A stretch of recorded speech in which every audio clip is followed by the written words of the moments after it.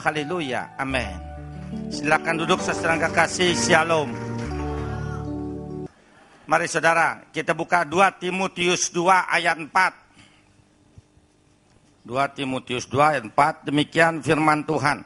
Seorang prajurit yang sedang berjuang tidak memusingkan dirinya dengan soal-soal penghidupannya, supaya dengan demikian ia berkenan kepada komandannya. Amin.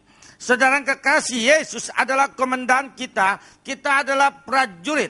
Bila seorang komandan menyuruh prajuritnya perang, pasti komandan itu memperlengkapi perlengkapan perang prajuritnya. Dan pasti juga komandan itu memperlengkapi kebutuhan prajurit itu. Dan pasti juga komandan itu memperlengkapi kebutuhan keluarga prajurit itu. Jadi tugas prajurit hanya perang. Tidak boleh memikirkan kebutuhannya, keperluannya, atau kebutuhan keluarganya. Itu urusan komandan. Kalau seorang prajurit masih memikirkan kebutuhan keluarganya, pasti kalah. Pasti kalah. Jadi kita prajurit itu mesti konsentrasi kepada musuh, kepada perang. Nah, kita ini prajurit.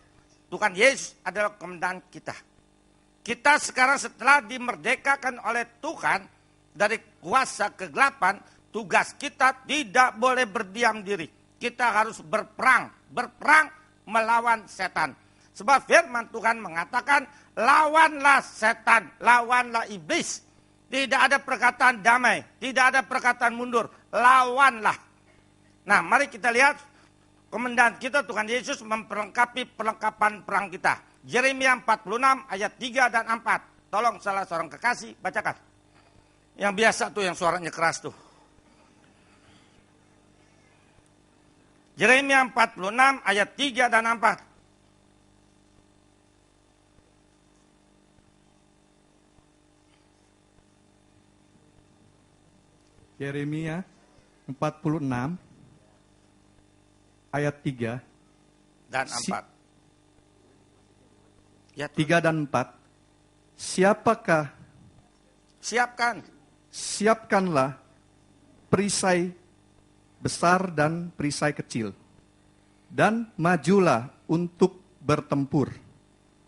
4. Pasanglah kuda dan naiklah, hai pengendara, ambillah tempatmu dengan memakai ketopong, tajamkanlah tombakmu, pakailah baju jiramu. Amin. Tuhan tidak membiarkan kita berperang tanpa perlengkapan perang. Dia berikan 7 perlengkapan perang kepada kita untuk melawan setan. Yang pertama, kasut kerelaan mengabarkan Injil. Semua orang Kristen tanpa kecuali harus mengabarkan firman. Tapi banyak orang Kristen kalau disuruh mengabarkan firman menolak. Saya penjemaat, itu tugas pendeta mengabarkan firman. Kalau kerjaan aja kasih pendeta, kenapa berkat mau sama-sama? Apa betul pendeta yang disuruh kabarkan firman? Mari kita lihat. Markus 16 ayat 15. Markus 16 ayat 15, demikian firman Tuhan. Lalu ia berkata kepada mereka, pergilah ke seluruh dunia, beritakanlah Injil kepada segala makhluk. Amin. Pergilah, hai pendeta-pendeta, kabarkan firman. Ada nggak pendeta-pendeta? Kalau nggak ada, jangan menolak. Mari saudara, siapapun itu orang Kristen harus mengabarkan firman. Kita tidak boleh egois. Berapa banyak orang di sekitar kita yang belum terima Yesus? Kenapa kita egois? Kita kejam. Yang tidak terima Yesus nggak mungkin lihat surga.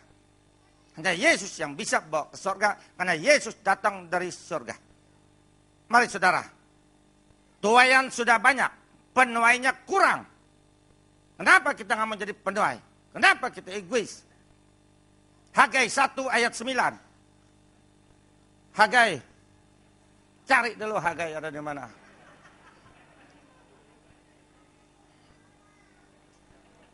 Hagai 1.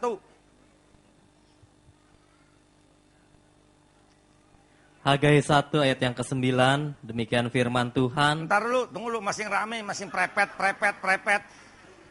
Nyontek sebelah juga boleh. Hagai 1 ayat 9. Demikian firman Tuhan.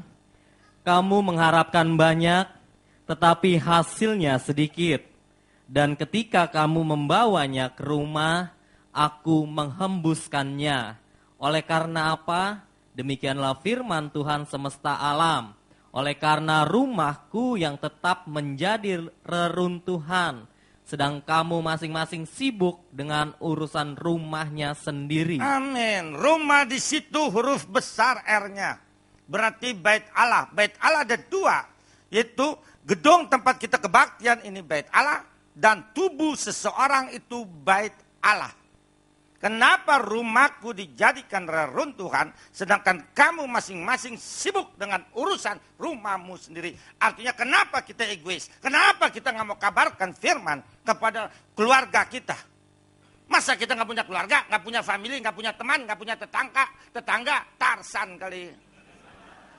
Semua juga, saya berani tantang semua yang ada di sini, pasti keluarganya, familinya belum terima Yesus. Semuanya juga ada. Pasti. Kenapa kita nggak mau? Makanya kita sering kalah oleh persoalan hidup. Kita kerja dapat duit, kita dagang dapat duit, tapi tidak bisa menikmati. Habis lagi, sakit-sakitan lah, dirampok lah, tuh kebakaran lah, tenabang lah. Habis lagi dalam sekejap. Kenapa? Kita egois. Mari mulai sekarang saudara, kabarkan firman. Saya tidak fokuskan kepada 7 pelengkapan perang Allah ini. Nanti saya mau fokuskan kepada cara setan menyerang orang-orang Kristen. Yang kedua, yaitu ikat pinggang kebenaran. Orang Kristen harus benar, baru bisa memenangkan jiwa. Kita ini garam. Garam fungsinya buat mengenakan makanan. Tapi kalau garam yang sudah tidak asin, tidak ada gunanya. Sempit-sempitin dapur aja, dibuang. Mari saudara, kita harus benar dulu. Kita mesti kasih contoh. Kita ini saudara, orang Kristen ini contohnya orang dunia, panutannya orang dunia. Ibrani 12 ayat pertama. Betul nggak kita contohnya orang dunia? Ibrani di atas tuh. Ibrani 12 ayat yang pertama. Demikian bunyi firman Tuhan. Karena itu kita mempunyai banyak saksi. Bagaikan awan yang mengelilingi kita. Marilah kita menanggalkan semua beban dan dosa yang begitu merintangi kita. Dan berlomba dengan tekun dalam perlombaan yang diwajibkan bagi kita. Amin. Kita mempunyai banyak saksi. Berarti kita disorot oleh orang dunia. Kita contohnya orang dunia. Mau bukti? Saya buktiin. Kalau orang Kristen nipu, orang Kristen berzina, kesebut kekristenannya. Kok orang Kristen masih nipu? Kok orang Kristen masih berzina? Kenapa orang Tepekong, orang Islam nggak kesebut? Kok orang Tepekong masih berzina? Nggak ada yang ngomong begitu. Kok orang Tepekong masih mencuri dan sebagainya? Tidak ada. Kok orang Islam masih berzina? Nggak ada yang ngomong begitu. Hanya orang Kristen aja, karena kita adalah contoh. Kalau contoh mesti bagus. Ada nggak rumah contoh di real estate tiangnya miring sebelah? Nggak laku, rumah contohnya aja begitu jelek, bagaimana rumahnya nanti? Marilah saudara, tanggalkan semua beban dan dosa. Tanggalkan itu artinya lepas. Tinggalkan. Apa itu beban dan dosa? Beban itu sesuatu yang merintangi kemajuan rohani kita. Yaitu sifat-sifat kita yang tidak berkenan di mata Tuhan, perbuatan kita yang tidak berkenan di mata Tuhan, atau hobi kita yang tidak berkenan di mata Tuhan, atau sesuatu yang lebih kita sayang daripada menyayangi Tuhan. Itu beban. Dosa ialah perbuatan yang melawan firman. Batu sebesar kepelan, saya lempar ke kolam tenggelam. Batu sebesar kelereng, saya lempar ke kolam tenggelam. Besar kecil batu itu, dua-duanya tenggelam ke dasar kolam. Besar kecil dosa, tenggelam ke neraka. Kita mesti benar dulu, baru bisa memenangkan jiwa. Contoh, kita mau ajak mertua kita ke gereja. Mertua kita masih orang Tepekong. Kita mau ajak ke gereja. Sedangkan kita mantunya masing dendam sama mertua. Mana mungkin mertua mau ke gereja. Berapa banyak mantu satu rumah dengan mertua. Lihat mertua lagi nonton TV. Karena dia benci langsung aja dipantatin. Jalannya miring. Sering gak pernah lihat? Maaf saudara, yang pernah jalan miring minta ampun.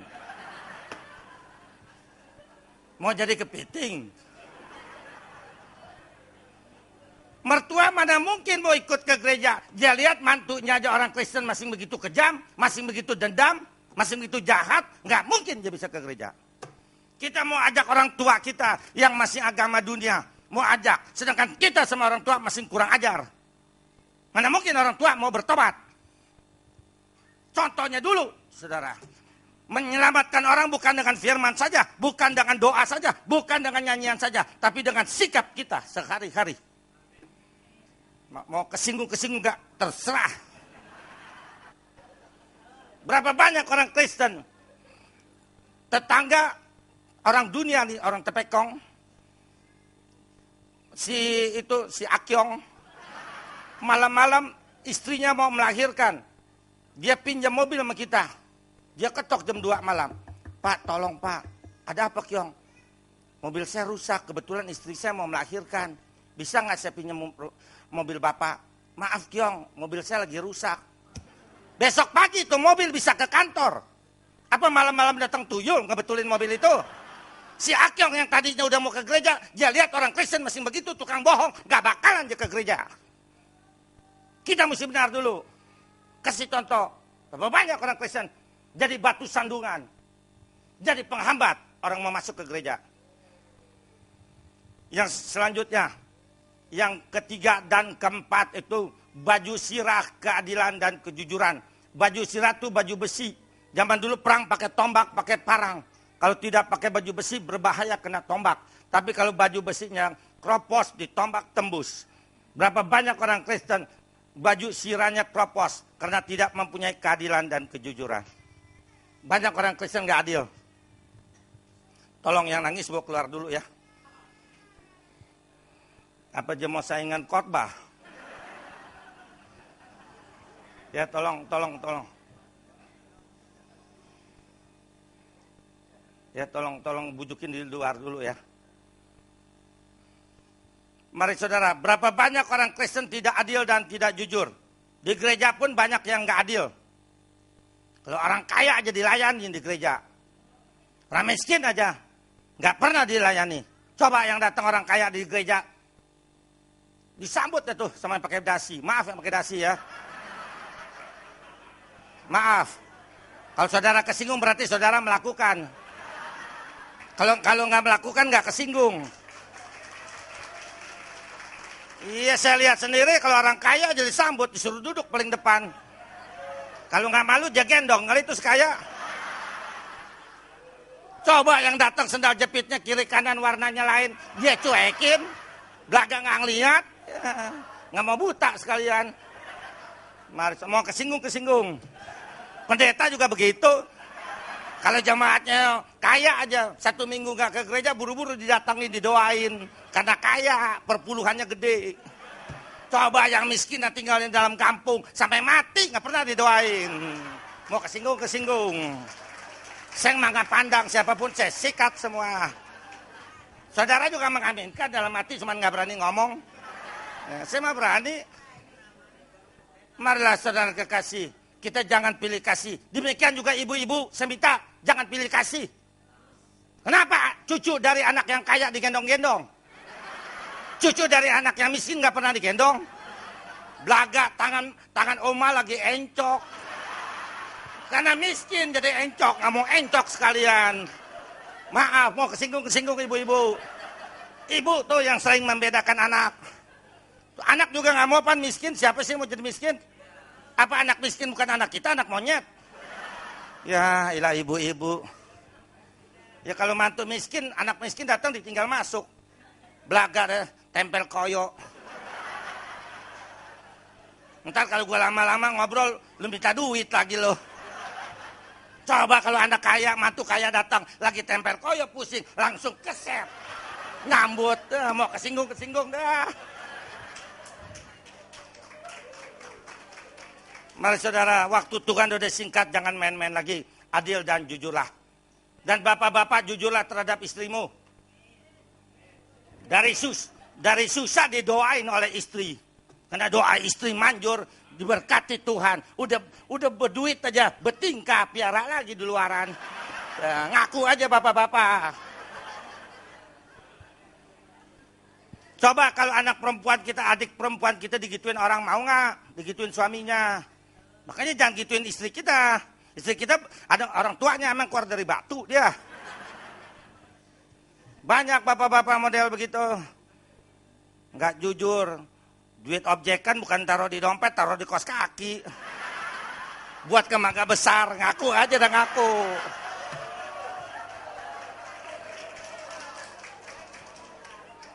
Mari saudara, adil dan jujurlah dimanapun kita berada. Jujur. Makanya saudara, kalau kita ada persoalan, ajak istri kita berdoa. Perempuan doanya manjur saudara. Doa perempuan manjur loh. Karena apa doa perempuan manjur? Karena perempuan kalau minta merengek terus. Belum dikasih terus merengek. Dikasih nyengir. Ngaku aja ngaku lagi. Jangan permulaan tak amin. Kalau begitu kok nggak amin? Amin juga dong. Nah iya begitu. Mari saudara, yang kelima itu ketopong keselamatan. Ketopong itu topi besi. Zaman dulu perang pakai tombak, pakai parang. Kalau tidak pakai topi besi berbahaya kena tombak. Topi besi itu saudara artinya terimalah Yesus. Di dalam hidup kita. Juru selamat itu hanya Yesus. Yang lain semua pemimpin agama tidak bisa menyelamatkan. Hanya Yesus satu-satunya yang bisa menyelamatkan. Kenapa dia bisa menyelamatkan? Karena dia Allah adanya. Yesaya 43 ayat 11, Kisah Rasul 4 ayat 12. Kenyang-kenyang nih makan ayat. Yesaya 43 ayat 11. Nah itu perjanjian lama dan perjanjian baru, Kisah Rasul 4 ayat 12. Yesaya 43 ayat yang ke-11. Demikian firman Tuhan. Akulah Tuhan dan tidak ada juru selamat selain daripadaku. Amin. Kenapa Yesus nyebut aku sampai 2 kali? Karena kalau dia sebut sekali, nggak percaya dia juru selamat. Udah nyebut 2 kali, masih orang nggak percaya dia juru selamat. Berapa banyak orang Kristen kalau pindah rumah pakai selamatan? Malu-maluin aja udah punya juru selamat pakai selamatan. Hanya Yesus yang bisa menyelamatkan. Semua pemimpin agama nggak bisa menyelamatkan. Karena mereka manusia. Yang bisa menyelamatkan itu Allah. Kalau bukan Allah nggak bisa menyelamatkan.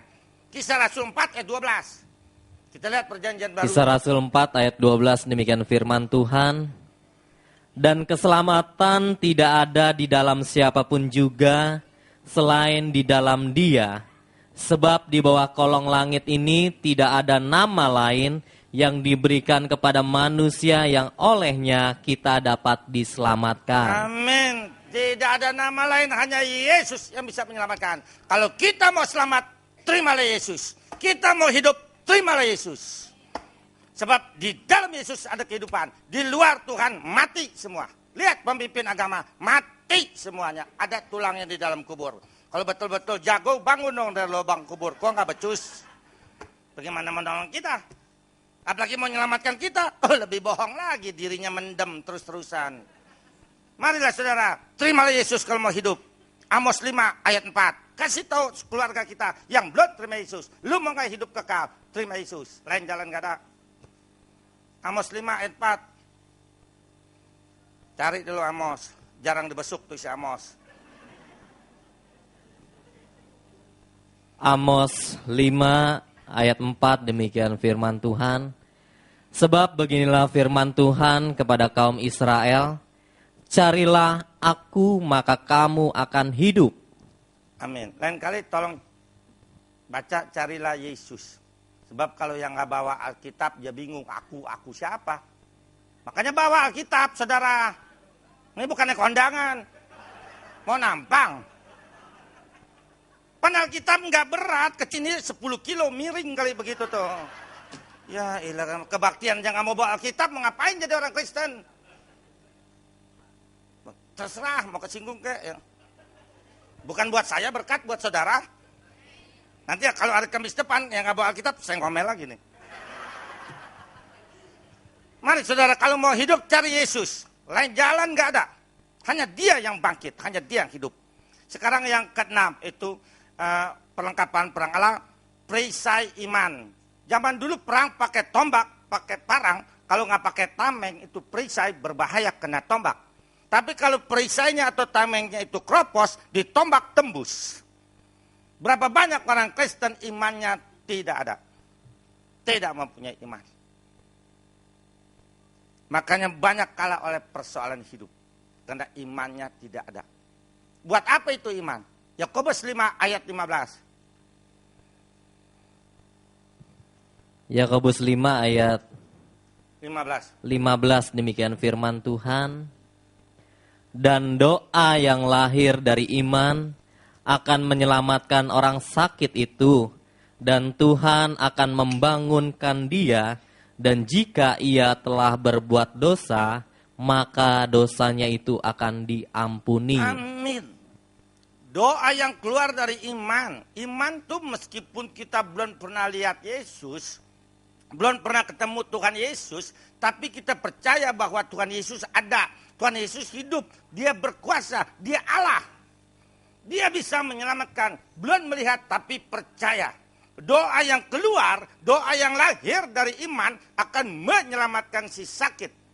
Sakit ini bisa sakit beneran, bisa juga persoalan hidup termasuk penyakit, bokek juga termasuk penyakit. Dan Tuhan akan membangunkan si sakit itu. Jika orang itu berbuat dosa, dosanya diampuni. Artinya kalau dosa belum diampuni, nggak mungkin lihat surga. Mari saudara, kita melakukan apapun, lakukan dengan iman. Dengan iman. Kita pasti menang. Tapi kalau kita tidak mempunyai iman, nggak ada gunanya. Supaya kita mempunyai iman, lakukan tiap hari firman, pujian, dan doa. Firman, pujian, dan doa lakukan. Ini tiga tidak boleh berpisah. Berpisah saja satu tidak ada gunanya. Firman, pujian, dan doa. Itu sama kuasanya. Lakukan tiap hari. Orang Kristen nggak mau lakukan firman, pujian, dan doa. Yang dia paling pilih doa. Kenapa orang Kristen senang doa? Karena doa minta. Orang Kristen maunya minta melulu. Lihat kebaktian pertengahan minggu selalu sepi. Ini aja karena ada seminar jadi penuh begini. Coba kalau setiap Kamis penuh begini, pasti ke sorga. Marilah saudara kekasih. Jasmani kita kasih makan satu hari 3 kali. Kenapa rohani kita kasih makan seminggu sekali? Kurang makan rohani. Coba kalau saudara makan seminggu sekali lemes. Jangankan dijorokin. Nggak usah dijorokin juga kena angin rubuh. Karena makannya seminggu sekali. Nah kita juga begitu. Kalau rohani kita kasih makan seminggu sekali. Itu lemes. Kena persoalan dikit kalah. Diserang setan kalah. Berapa banyak orang Kristen masih kemasukan setan. Yang terakhir yaitu pedang roh. Pedang roh ini saudara, pedang kegunaannya setelah kita menangkis serangan musuh, kita mesti menyerang musuh dengan pedang. Musuh tidak diserang, nggak mungkin dia kalah. Mesti diserang. Tapi kalau pedangnya kropos, kita serang musuh, patah. Kenapa? Orang Kristen banyak yang kalah oleh serangan setan, karena Roh Kudusnya tidak ada. Memang pada waktu kita terima Yesus, kita dibaptis, Roh Kudus masuk. Benar. Tapi pada waktu kita berbuat dosa, Roh Kudus keluar. Banyak pendeta bilang, Roh Kudus kalau udah masuk, nggak keluar-keluar lagi. Saya bilang, tidak. Dia hidup, dia bisa masuk, dia bisa keluar. Kalau Roh Kudus masuk, nggak keluar-keluar lagi. Kalau begitu, kalau kita nih orang laki nih, kita pergi ke tempat pelacuran. Roh Kudus ngikut ke dalam gitu. Nonton blue film gitu. Kata Roh Kudus, sering-sering aja lu ajak gua kemari. Begitu? Enggak. Dia keluar. Yang masuk ke dalam Roh Kudus ngikut ke dalam. Roh Kudus waktu kita mau melangkah ke tempat maksiat, dia keluar, dia nangis. Kapan dia balik lagi? Waktu kita minta ampun, kita berjanji tidak akan berbuat lagi. Dia masuk, dia setia loh saudara. Tuh, dia bisa keluar masuk. Demikian juga ibu-ibu. Pada waktu ibu ngerumpi, Roh Kudus ngikut denger. Wah enak bener ya. Enggak, dia keluar, dia nangis. Makanya saudara, sayang. Untuk apa itu Roh Kudus? Kisah Rasul 1 ayat 8. Kisah Rasul 1 ayat yang ke-8, demikian firman Tuhan.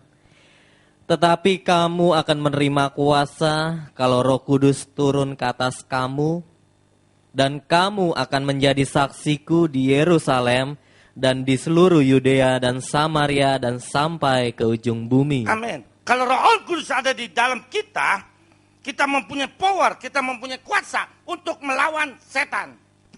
Setan selalu menyerang. Tanpa Roh Kudus kita kalah oleh setan. Makanya sayang sekali kalau sampai Roh Kudus kita keluar. Pertahankan saudara. Lakukan tiap hari firman, pujian, dan doa. Kalau kita udah lakukan firman, pujian, dan doa, pasti kita mempunyai iman, pengharapan, dan kasih. Kalau udah punya iman, pengharapan, dan kasih, pasti Roh Kudusnya nggak keluar-keluar lagi. Nah inilah saudara kegunaannya Roh Kudus untuk supaya kita menang dari setan. Salah satu serangan setan yaitu santet. Santet atau guna-guna. Macam-macam guna-guna. Guna-guna penyakit, guna-guna usaha, guna-guna jabatan, guna-guna perceraian, dan guna-guna jodoh. Guna-guna penyakit, penyakit guna-guna, lumpuh, gila, perut besar, tubuh busung, muntah darah, buta, penyakit kulit. Penyakit guna-guna lumpuh tidak pernah sebelah, dua-duanya. Jadi berlawanan dengan stroke. Kalau stroke tidak pernah kiri dan kanan, sebelah. Kalau guna-guna tidak pernah sebelah, dua-duanya. Guna-guna penyakit kulit. Guna-guna penyakit kulit untuk perempuan cantik. Laki-laki tidak pernah diguna-guna penyakit kulit. Kenapa perempuan cantik yang diguna-guna penyakit kulit? Maaf saudara, bukan yang di sini, yang di luar ya. Ntar kesinggung lagi. Biasanya perempuan cantik sombong. Dia mau diajak pacaran oleh seorang pria, mau diajak jalan-jalan, nonton oleh seorang pria, dia hina di muka umum. Lu mau ngajak gua jalan sama-sama, pacaran. Lu kacain dulu muka lu. Supir gua aja lebih ganteng dari lu. Ini anak laki dihina di muka umum, dia sakit hati, dia pergi ke seorang dukun. Itu perempuan tadinya cantik, pipinya licin, lalat menclok terpleset. Karena terlalu licin, bangun tidur langsung kayak kodok buduk. Atau seperti sisik ular. Mau ke dokter manapun nggak bisa sembuh. Sebab penyakit ada dua, penyakit medis dan penyakit kena setan. Nah ini saudara, nanti hanya garis besarnya saja, nanti saudara boleh tanya sepuas-puasnya.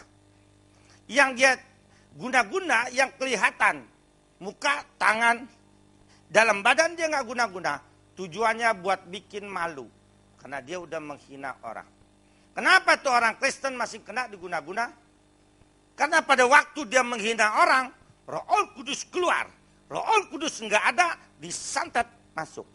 Makanya saudara jangan menghina orang disantet masuk. Karena Roh Kudusnya nggak ada. Jangan menghina orang. Sekarang guna-guna usaha. Orangnya tidak sakit, tapi usahanya yang sakit. Yang minggu yang lalu saya udah katakan, orang dunia itu curang. Dia sendiri nggak mau disantet, dia pada punya itu segala patwa, segala jimat, segala apa. Itu buat menolak santet. Sedangkan dia sendiri sirik sama orang, iri sama orang. Usaha kita, dagangan kita laku, restoran kita laku. Di sebelah kita, seberang kita sama dagangannya, sama restorannya. Enggak laku, kurang laku, dia sirik sama kita. Di depan kita dia baik, sering tegur dan sering kasih makanan. Tapi di belakang kita dia kedukun, dia beberin. Tadinya usaha kita, toko kita maju, laku, jadi enggak laku, bangkrut. Kenapa itu orang Kristen masih kena disantet? Karena pada waktu dia buka toko pagi-pagi, dia tidak berdoa dulu kepada Tuhan. Disantet masuk.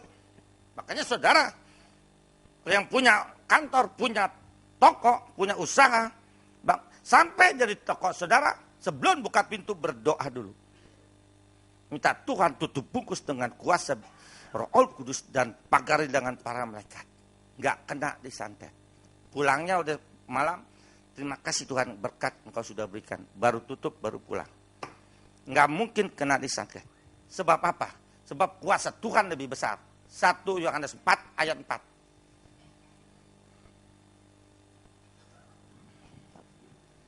Satu Yohanes 4 ayat 4, demikian firman Tuhan.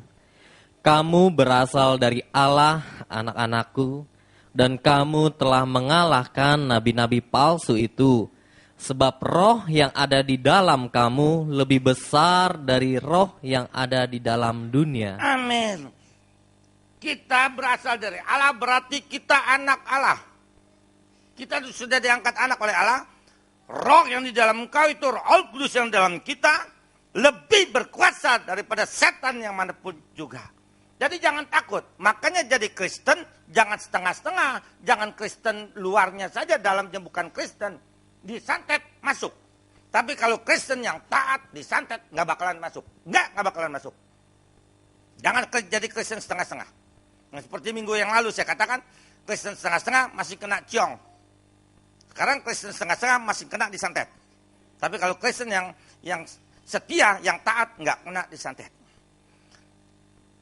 Sekarang guna-guna jabatan. Saudara, seorang karyawan, dia rajin, dia pintar, dia jujur, dinaikin pangkat oleh bosnya. Lalu karyawan lain sirik, iri. Dia kedukun, dia santet. Tadinya orang itu pintar, karena disantet sama setan, jadi bodoh, nggak bisa kerja, diberhentiin, dia gantiin. Makanya saudara, saya minta, tolong kalau sampai di kantor saudara, saudara berdoa. Lebih-lebih kalau saudara pimpinan. Sebab kebanyakan orang dunia, termasuk orang Kristen pun ada, bawa-bawa jimat di dalam dompetnya ke kantor. Demikian juga pembantu rumah tangga, banyak yang bawa jimat. Makanya saudara kalau terima pembantu baru, saudara malamnya saudara tengking. Tapi di dalam kamar saudara ya. Jangan di depan dia, ntar dia salah terima, dibakar lagi rumah kita ntar. Dari kamar kita tengking. Hancurkan itu kuasanya, bendanya biarin. Nah inilah saudara kekasih. Yang selanjutnya, santet perceraian. Saudara, suami istri ini kerjanya tiap hari berantem terus, ciong. Berantem terus, nggak ada akurnya. Dia lihat tetangganya suami istri akur sekali kayak sampek engtai. Dia sirik, dia kedukun, dia santet itu yang sedang akur itu. Langsung berantem. Biasanya suaminya pergi. Kenapa kena disantet? Itu orang Kristen. Karena dia jarang sekali bersekutu di keluarga. Atau jarang sekali kalau suaminya pergi kerja, istrinya tidak mengantar sampai depan pintu dengan doa. Biasanya tidak diiring dengan doa. Istrinya di dapur, suaminya di garasi, mama pergi, ya dadah. Yang satu di belakang, yang satu di depan, tanpa doa, disantet masuk. Hati-hati Bu, hati-hati. Sebab banyak sekali di Jakarta ini, bukan yang di sini ya, ABG di Jakarta mau punya suami, dia nggak mau yang sepantar umurnya, dia mau rebut suami orang. Karena apa dia rebut suami orang? Karena suami orang hidup ekonominya udah mapan, udah cukup. Kenapa dia mau suami orang? Karena suami orang sudah sedikit ada umur, jadi kalau umur beda dengan istrinya dia sayang benar. Ketiga, kenapa dia mau ambil suami orang? Karena suami orang sudah berpengalaman. Dia rayu nggak bisa, dia santet suami saudara. Makanya saudara, berdoalah. Berdoa. Doa manjur sekali. Makanya saudara, saling doa mendoakan. Disantet masuk kalau nggak. Nah ini saudara, kalau saya dulu bukan karena saya sirik, bukan. Tapi saya mau uji ilmu saya masih hebat nggak. Saya cari tetangga yang paling akur suami istri. Saya comot roh suaminya, saya jadiin ular. Saya masukin ke ples, saya tutup. Saya comot roh istrinya, saya jadiin kodok. Saya masukin di ples lain, saya tutup. Kodok sama ular saya pisahin. Detik itu juga lagi akur, berantem terus. Biasanya suaminya pergi. Setelah suaminya pergi seminggu, saya lihat itu istrinya, saudara. Kalau nyapu nggak maju-maju, diem gini. Kenapa dia nggak maju-maju itu nyapunya? Dia ngelamun, dia kangen sama suaminya. Kangen, makanya ibu-ibu kalau lagi ribut, jangan sampai setan masuk. Berdoa buru-buru. Ntar kalau suami udah pergi nyesel. Lebih-lebih musim hujan nyesel.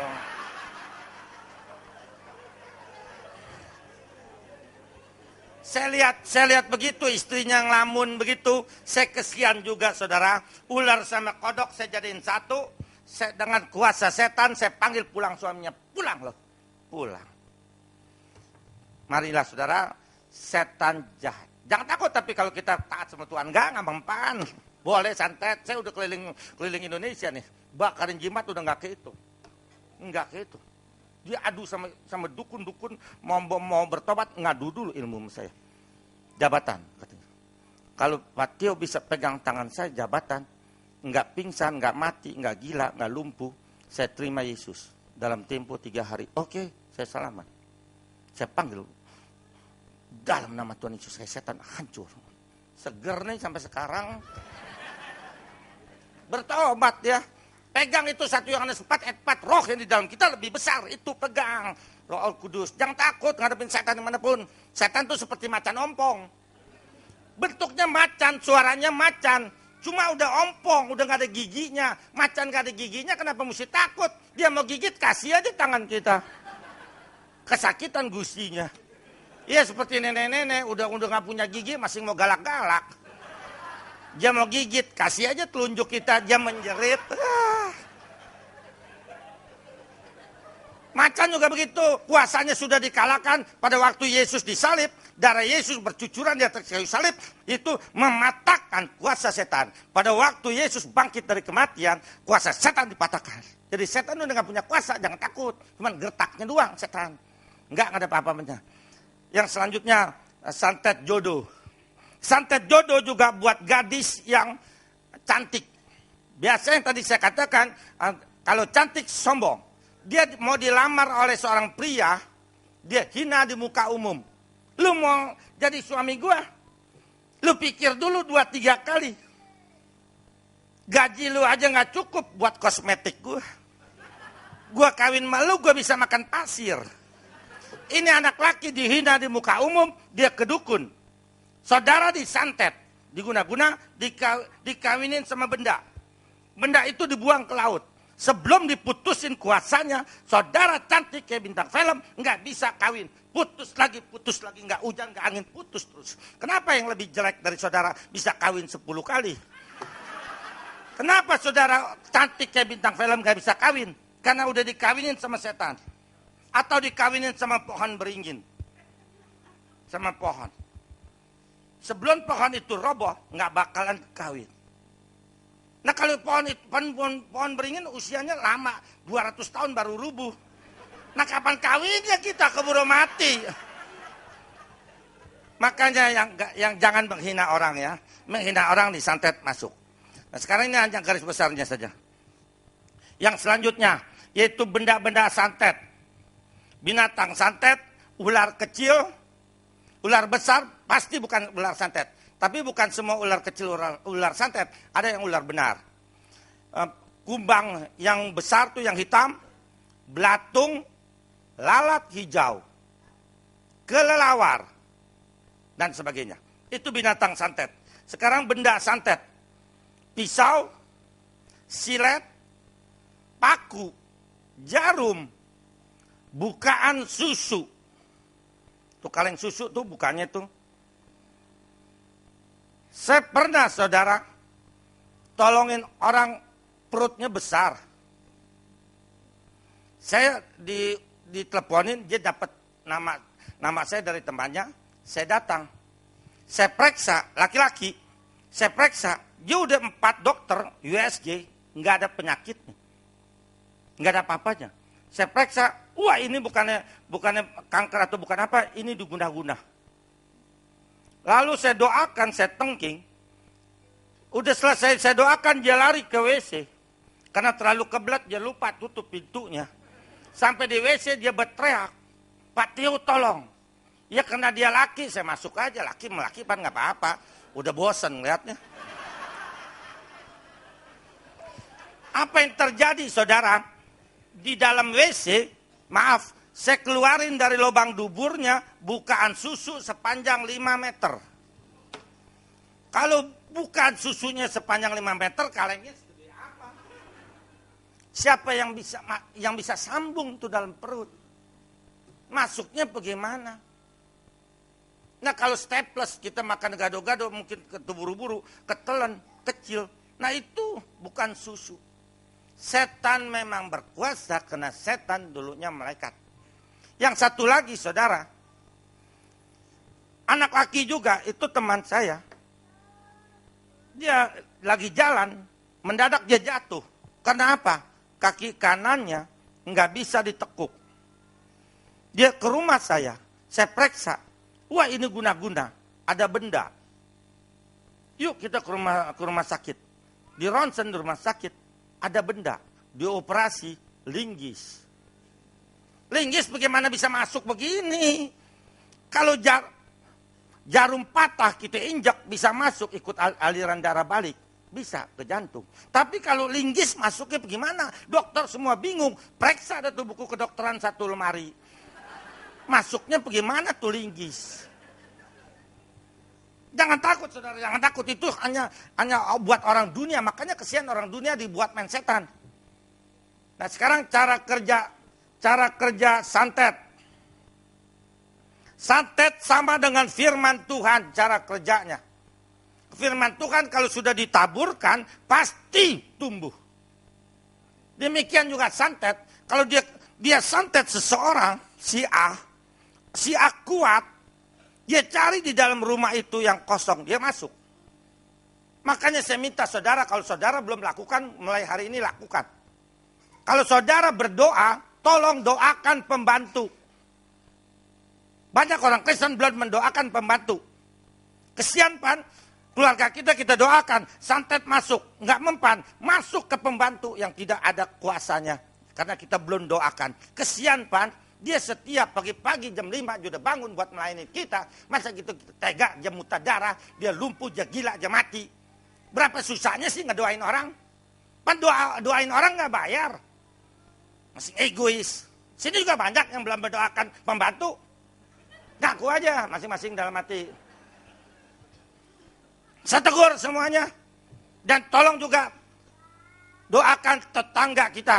Itu santet kalau di rumah kita penuh kuasa, dia keluar. Dia nggak pulang tanpa hasil. Dia santet tuh tetangga yang paling dekat. Kesian Pan, kemarin baru kita ngomong sama si Mamat. Pagi-pagi kita lihat dia udah lumpuh, dia gila, dia muntah darah, dia mati. Kesian Pan, berapa susahnya sih ngedoain orang. Doakan saudara, doakan. Itu cara kerja santet. Terus saudara boleh tanya. Ya udah 8:30. Atau saudara nanya dulu deh ya. Macam-macam santet. Sekarang tapi sebelum nanya kolekte dulu, ntar saya domelin sampai pakai dasi pakai dasi udah melotot aja tuh. Ya kolekte dulu deh ya. Nanti minggu depan Pan masih ada lagi. Nanti minggu depan kalau masih keburu saya soal cara ngusir setan. Saya ajarin. Jangan takut. Ya sekarang kolekte dulu dah.